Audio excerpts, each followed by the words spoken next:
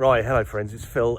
Today I'm going to set myself a little challenge that you can see behind me here. I've got till 4 o'clock today to recondition this lawn. So the job in hand is to give it a cut, scarify it a couple of times, overseed it and dress it off. And I've got to do all of that before 4 o'clock because I've got to go and collect Angus, my son, from school. So it's around about 9:30 this morning. That's what's going on. Just under 300 square meters. Do you think I can do it? Yeah, I can do it. Watch this.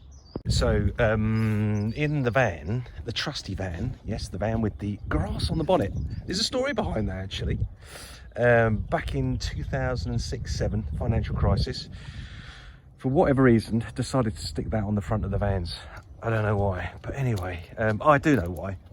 I know exactly why. Because it was a better marketing tactic than anything else. Anyway, look, inside the van we have all of the necessary gear to recondition, renovate, reset this lawn. This lawn being that one over there. Yes, 300 square meters. So there's the van, looking beautiful. So this has all got to come out.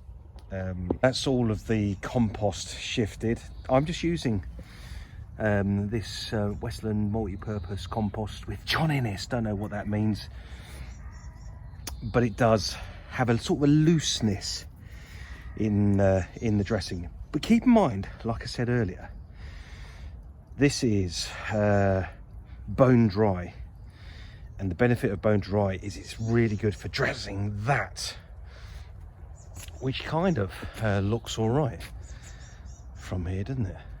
I did actually put down an application of iron and a pre-feed feed as opposed to a pre-seed feed. I put down a pre-feed feed just to kind of boost it up a little bit in preparation for the work, in order to get ahead kind of thing, if you get my drift. Right, so time now is 10 o'clock.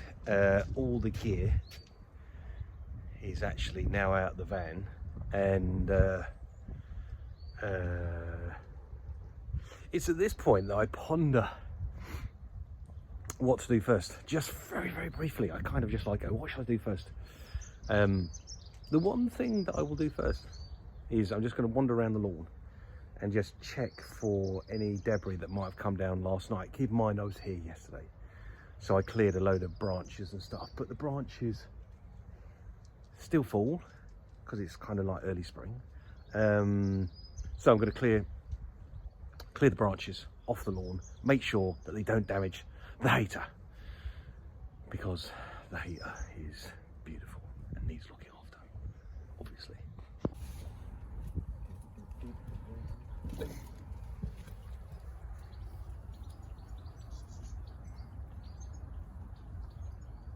To check that all out, and that's all looking pretty good. So next thing to do is just get the lawn a cut. I'm going to be cutting it, what's that, 21 mil, just to clip off everything. It helps massively with scarification. The lower you can go, the easier it is to scarify the lawn, and kind of the quicker the scarification is, and the cleanup.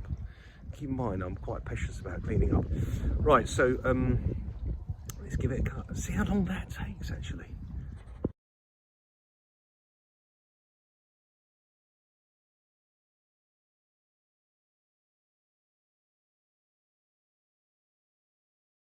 That's the cut done, and actually, look, you might see it in my face actually. There is something in the sky. Let me introduce you to it. Here, can you see it? There it is. It's a bleeding sun. Excellent. I have green fingers and the sun is coming out, which can only mean one thing. It's going to be a good day. Time now, for those of you interested, is it's 10:15, so to cut that 300 square meter lawn at 21 mil took 10 minutes. 10 minutes. Could have done it faster. Probably could have done it in about 8 minutes, but you know, what's 2 minutes between friends? Anyway, next job is the start of the renovation, the reset. It's the yeah, actually, yeah, there's a cloud that's just gone over the sun. Oh, hello, and there's the sun again. Oh, I hope it's not going to rain today. Anyway, I better get on. Let's carry on, shall we? So if you look across the lawn, can you see it's like looking really kind of variations of colour? Well, the first thing is that that's Oban, by the way. He's with me all day. If you haven't watched him in the video, you'll see that he's a very competent working fellow. Right, so the inconsistencies in the colour is obviously where I've scalped it, and actually where the greener bits is where the new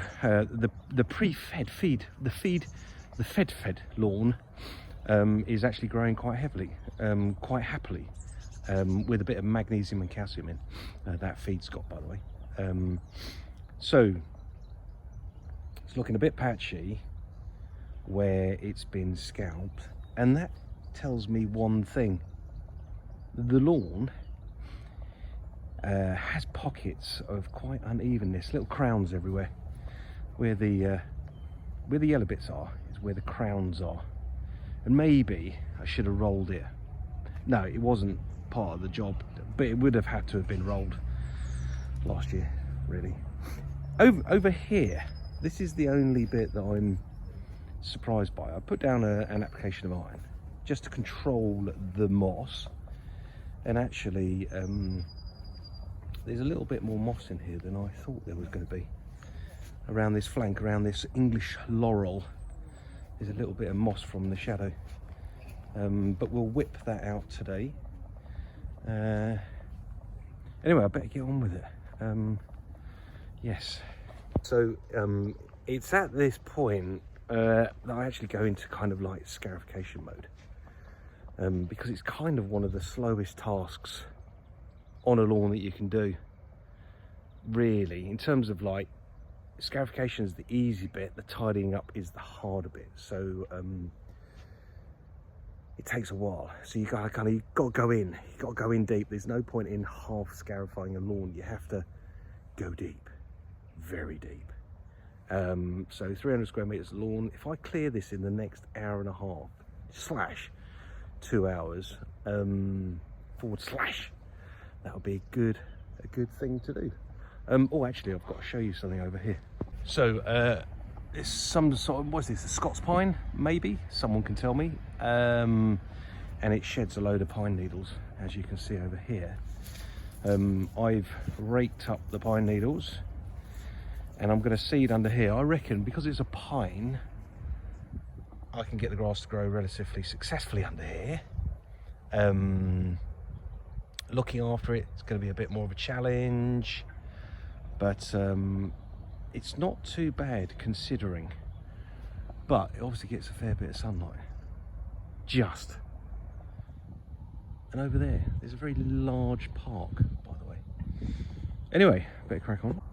Right, Oban, what do you reckon of the wee bang, mate? He's not particularly bothered, is he? But we're going to do scarification now. And what's really interesting is, actually, I'll video this, is that if Oban is a good lad, what he'll do is he'll follow me. And he does it with absolute dog pride. It's really interesting, actually. He just walks alongside me while I scarify the lawn. So let's see if he actually does that. I'm going to do a couple of little tests. I'm going to show you, just so I don't scarify too hard, because it doesn't need too hard scarifying, this lawn. Right, so I've done a little test strip there. You can see where the wheels run.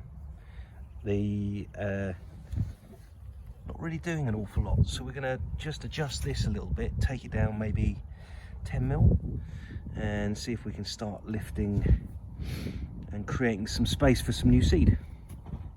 Right, so second attempt, and you can see we've got some lineage, some clearage, so that should be enough. So just to lift out some of the debris, let's say the weaker grasses, the lateral grasses, give it a bit of a verticut basically, and yeah, that's what we're going to do across the whole thing. Right, here we go.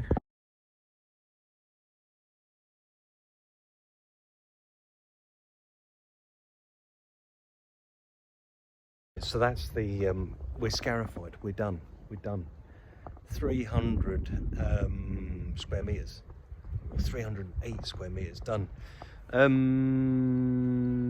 The time now, if you're interested, 11:30. So it's taken me 2 hours to get to this stage. 2 hours to get to this stage. So 2 hours to cut the lawn and take a single pass scarification on it. So I've got 5 hours left to finish up. Am I feeling optimistic? Yes, I am. I better get on with it. See ya. Right, so the next job is to get the trusty fat leaf rake out. This little bad boy.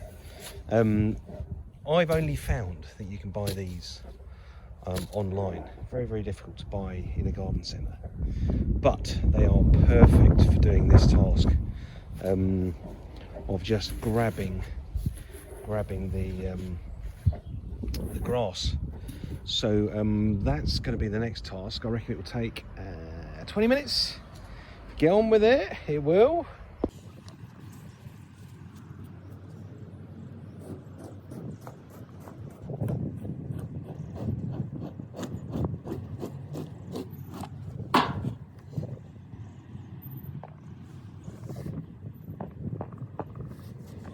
Dokie. Right, so that's that done. That's the clear up done, except for a little bit of debris here and there, which I will attack. Yes, I will attack with the with vigor, won't we, Open? We will attack the lawn for one last little cut. I'm just going to meander over here just to show you the waste from 300 square meters. There you go. So I reckon that's about 3-4 cubic meters of waste. That's the park over there, by the way. So that is that done. So we're in the halfway stage, I'd say. We've got a cut to do, and then that's officially the halfway stage. And it is 10 minutes past 12. I have 4 hours to go. I reckon it's going to be pretty tight, you know, and it's going to mean that basically Phil is not going to get a coffee, tea or food break to get this done. So let's get on with it, right? Now, you know, there is a moment in every lawn, I should stop doing that with my hand. There's a moment in every lawn renovation when you kind of go, I think the worst is done. And that actually is just about to happen for me, right? It's the moment when you hear the sound of the lawnmower being put away because the final cut has been done. Happy days. I'll show you in a minute where we're at with stuff, but it's the official halfway mark on the lawn renovation, the reset. It's now 12:30, which means it's been 3.5 hours on this 300-ish square meter lawn. So I've got another, if I take a short break, maybe I've got another 3 hours to do the seeding, the dressing, the looting, the raking, and the slow release controlled feed. How lucky are you? If you're still with me, we're at the official halfway mark. And let's get going. Let's get going on the other half, right? Right, so we're going to be seeding next, and I'm using Germinal. The seed blend, let's look. A5, I probably said the other day A1 or A3, but it's A5. We're using that, and let's just say, yeah, this is the freshest grass seed that man can buy. So yeah, exactly. Look, see, it's looking pretty grass seedish, let's say. So that's going to go through the spreader. The other thing is I'll probably introduce you to, and obviously I'm not not particularly loyal to any grass seed at the moment, but Germinal is very good, and Barenberg is my other. Actually, I like Barenberg mainly to do with the grass bag that it comes in. I quite like it. It's very attractive branding. Oh, stop. Very attractive branding. But look, what I was going to say was this is my special site bag. That's what I call it. Thank you, Barenberg, for the 20 kilogram bag. Inside here I put lots of widgets, like my hand spreader, lots of things that have nowhere else to go but in here. Similarly, petrol thingy big jobby, and most importantly, my scoops for scooping stuff and measuring stuff. I use this scoop for that seed, and what I've done in the past is I've scooped a whole scoop, measured the weight of it, and know how much seed, and then I can calculate how many scoops to put in the spreader to get 20-25 grams a square meter application over there. So scoop, kit bag, thank you Barenberg, and Germinal seed, the best seed. If Carlsberg did seed, they'd probably do this type of seed. Well, the greatest seed in the world. I can't remember what that advert is, where I'm going with it anyway. But anyway, Oben's obviously barking at something. So, better get on, do the seeding. So the whole idea of reseeding, if it's never been explained to you, is quite often residential lawns are grown with a blend of grass types, and they're actually grown in perfect conditions, i.e. big fat fields with really good soil. So all too often when you have turf installed, like a new lawn, at some point you will have had a new lawn, or the previous owner of your house would have had a new lawn, is some of the grasses don't respond to the new location as well as the growing location. And what tends to happen is those grasses, the weaker ones die, the finer ones die, and you get left with kind of like the utilitarian grasses, the ones that can cope with the place that it's been put in. And usually that decline takes about 2 years, 2 winters, let's say, for you to install a really nice turf, for it to then become a sack of pants.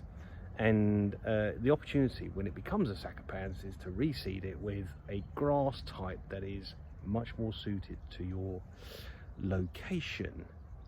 Now here's the thing, if you seed a lawn with a grass type that you think will grow in the location, as in this location, we're putting in Germinal's A5, which is a ryegrass, it will grow very successfully here, full stop. But let's just say if it doesn't, then there's probably another grass type that will grow successfully here. And sometimes it requires a bit of trial and error. But sometimes, or actually 9.999 times out of 10, not 10, I actually smash it, get it right on the nail with the grass type that's required for this location. And as you can see from those 2 bags that I own, is they come from 2 seed houses, depending on the location of the lawn that is being renovated, reset, blah blah blah. Anyway, just thought I'd show you that. Turn that. Job is to shift this lot 26 bags onto something like 300 square meters. So if you do the calculation on that, it's kind of 1 bag covers slightly more than 10 square meters. And this, just say, experience has taught me that dry compost, whether it's this or other brands of compost, if it's dry, it will cover a greater area and do the job really effectively.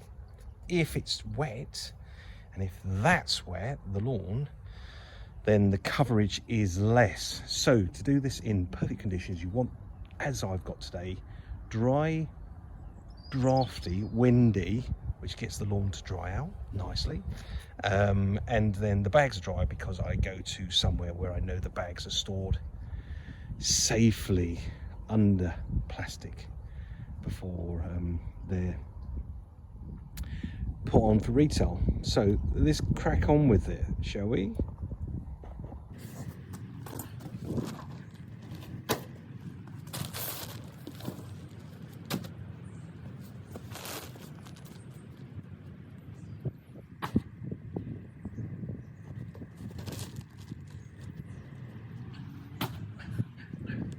Really helps with the bags dry and then lighter. Right, there we go. All the bags have been distributed. If you're asking, is there any logic behind the laying of this, it's kind of like, well, spread it out in a kind of an even fashion. But obviously the process of doing all of this is going to open up the bags, use the yellow rake, the landscaping rake, to rake it kind of gradually all over the place, sort of gently layering it over the grass and over the seed. And then once that's kind of been done gently, is I then get the loot out and put the soft side of the loot over it, just to kind of drag back, dress the seed kind of evenly, whilst being very careful on the newly seeded patches. I'm just going to show you. So generally, if you look closely, you can see that there's a fair bit of seed in there. Thank you, Oben. But actually, if we look across these distressed areas here, there's a much higher volume of seed. It's kind of a bit of an eye and hand and experience exercise with this. You want to kind of get just about the right coverage to even up so it looks like the new grass growing back. But you can see all the patches there. So yeah, you see all the bags. So what we do now is we pop the bags open. Now keep in mind, I will tell you again, because it's a really top tip, is when you go shopping for your compost, make sure you get bags that are dry, because it makes it it makes it a third the job, because the bags are carrying absolutely no weight at all. Absolutely no weight at all. If you get a 50-litre bag wet, it could be 50 kilograms. Keep that in mind. Whereas a dry bag, a 50-litre dry bag, could be, I don't know, 10, 15. Makes a lot of difference when you're shifting 30 4 times, kind of thing. Quick time update. It's now 1:10, which gives me 1, 2, 3. Gives me 2 hours and 50 minutes. Oh God, it's going to be tight. It's going to be tight, but must go. School run for 4 o'clock. So let's get on with it, right? Hey. So next up are these little bad boys. Actually, that little green, the wide leaf one might appear. So in no particular order, I will introduce the rake, the landscaping rake. We will use that first to distribute the compost. Now, my logic on compost is you need to just cover the seed, primarily to aid a bit of germination, but more importantly, to just agitate the seed down to ground level so it's in contact with the ground. That's the first thing.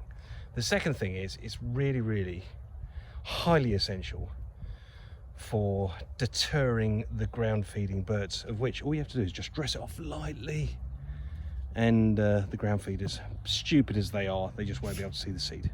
So we're going to dress this over, and you'll be surprised, those piles that you see are very high, and it will all distribute all over that lawn without a shadow of a doubt. So Oben, excuse me, dear boy, yellow rake, followed by loot, followed by feed, and maybe the green rake. and then the blower, and then the feed.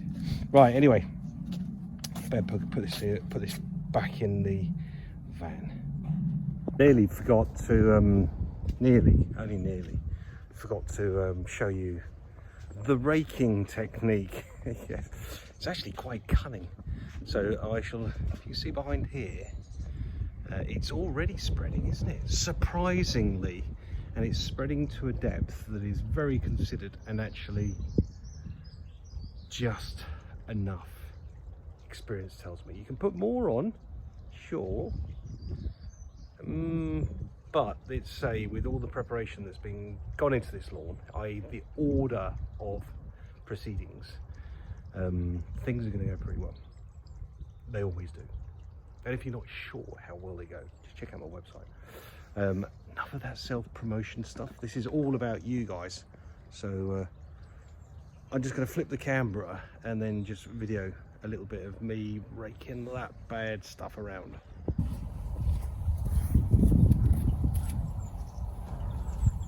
So we're going to go this way a little bit with the forks down, if you can hear me.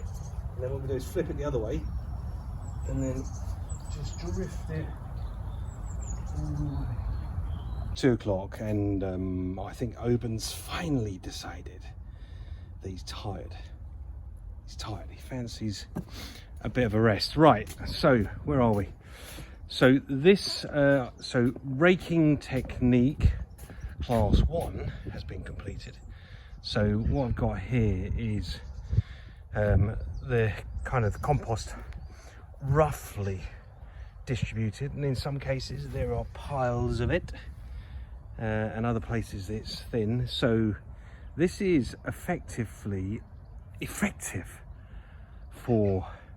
the purpose of seeding. Now, because of this, this has been put down, let's say delicately, raked delicately. The idea of this is to do the sort of primary coverage of the seed. Now I'm going to go over it with the lute, the tool of hell, that is around about, probably when you're pushing this around, it's probably like you're pushing, I don't know, 40-30 kilograms around. So be prepared for the lute action. Something that you won't find many lutes in people's sheds. There's a reason for everything, right? So what we'll do is we'll lightly, delicately, gently lute this over so we don't agitate any of the placed seed. And we'll do that by using the flat edge on this. We'll iron it, I think. So this is currently the flat edge. If you flip it over the other way, it's not a flat edge. It's kind of like a firm edge. So we're going to give that a lute and get all the material evenly across the lawn and delicately done, in order that we don't shift the seed around. We don't want to drag it around, is my theory. We place the seed, we're dressing the seed. So I'm going to try and do it gently. Anyway, better crack on. Right, so the dressing's done. It's 2:15. I'm knackered. I think it's a 2-day job, this, being done in a day. So there we go. There is the lawn dressed. What I'm going to do is just do a little video of the luting procedure, just so you get an idea of the way it works. It's not easy. It's not, well, I should say, it's not a light job, and there's probably easier ways of doing it. I'm not sure. Is there better ways of doing it? Definitely not. But I'm going to show you, basically just quickly show you the luting technique, and then I'll just finish it off, just go around and just check the detail, really tune it, just make sure there's no seed exposed, make sure I haven't moved any of the seed that's really important, and then going to give it a feed, a slow release feed. Not a controlled release feed, a slow release feed. The 16-7-15 don't you know. So anyway, let me just do grab a little moment of the loot action, shall I? Right, we're all done. We're done. We've done it. Yes, it is 3:30. That last little shenanigans, the last little vibes of effort and tweakage and getting the detailing right across the whole of the lawn, of which I'm walking on again just to check that every part of it is covered kind of the same way. And let's say if it's all covered the same way, the chances are it will all recover / grow the same way. Theory is quite accurate, and experience tells me that's usually the way things work. So that was quite a day actually. I wasn't expecting to be able to do that in a day. If you're wondering whether you can do it in a day, 300 and I think it's about, is it 296 or is it 309? I can't remember, because I measured it twice using Google Earth actually.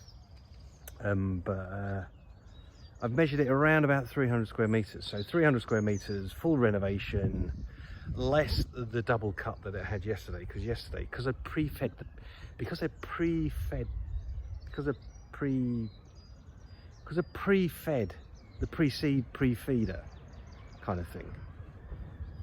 I fed it about 3 weeks ago and put down an application of iron to knock out all the moss, which it did really effectively, but it was growing the grass a little bit too effectively. I've had to cut it yesterday, and it was a little bit damp, and double cutting it yesterday was a little bit of a slow process. In effect, cutting 300 square meters of lawn yesterday took just under 2.5 hours. That was a long time. But whilst I ramble, we have done, and knowing that there's a there's a feed in, pre-seed, pre-feed, because obviously I confused myself with the feeding thing, right? Because you're feeding the renovated grass, the old grass, and you're also feeding the new grass when it comes through. So do you use a pre-seed feed? No, you use a pre-feed, seed feed kind of thing. Actually, the feed that was used 4 weeks ago, 15515 CalMag, actually, for reference, dear friends, did a bloody cracking job, didn't it? If you looked at it this morning, it looked like a beautiful lawn. And look at it now, it looks like a beautiful, renovated, reconditioned, reset, ready to go 2024 lawn. Yes, dear friends. Pretty good, eh? So the last task of the day is to, if I spin this round, can you see it? Yeah. Grab all the gear, grab Oban, who's lurking over there trying to hide, grab all the gear and